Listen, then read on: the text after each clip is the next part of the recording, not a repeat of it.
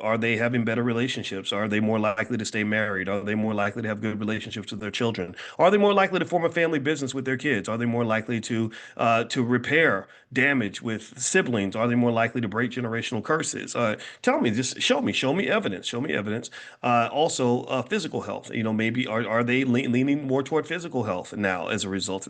Are they exercising more and staying out of the hospital and avoiding all the Negro diseases? The cancers, the diabetes, the strokes, the heart disease, and the alcoholism, the drugs, all these things that they dump on us to destroy us. That doesn't just destroy our wealth; it destroys so much more of who we are. That's the measuring stick for me. And so, a couple of organizations I really just love and respect that are really getting the job done. One is the National Business League with Dr. Ken Harris, and that's who we're partnering with at the convention. There will be thousands and thousands and thousands of people just like you. You're not alone. You don't have to do it by yourself. Don't do it all by yourself. And that's a trauma response, by the way. I don't know if y'all know that, but that whole like I can do this all by myself, or I don't need my kids don't need that dad. I got them. I'm gonna do it all by myself, or I don't need no black woman. I don't need nobody. I can do. That's all a trauma response. In case you didn't know that, that's what traumatized people do because we've been abandoned, we've been hurt so often. My wife taught me that, who's actually in here right now. Oh, I already got coffee, baby. But thank you.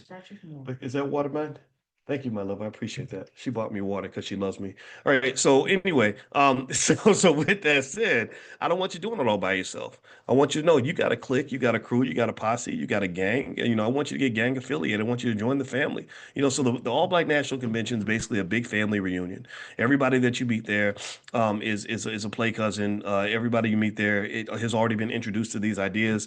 I don't market this widely and broadly. I don't do radio station ads to get any and every black person anywhere to come in.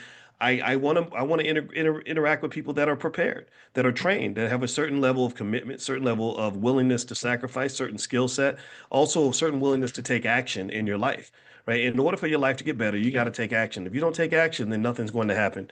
You can't wait for white folks to take action. You can't wait for politicians to take action. They don't give a damn. You can't wait for so and so, this other person over here to take action. You take action. You take action. You take action. You take action. So everybody type the word action in the room so that we know what we all about. So if you all about action, join us in Atlanta. It's going to be August 21st to the 23rd. You can go to allblacknationalconvention.com. That's allblacknationalconvention.com. All right. So one thing I wanted to talk about today has to do with this study I saw that basically says, let me first of all ask you, how many of y'all got kids? Anybody got kids under like 20, under 20 years old? Anybody got kids under 20?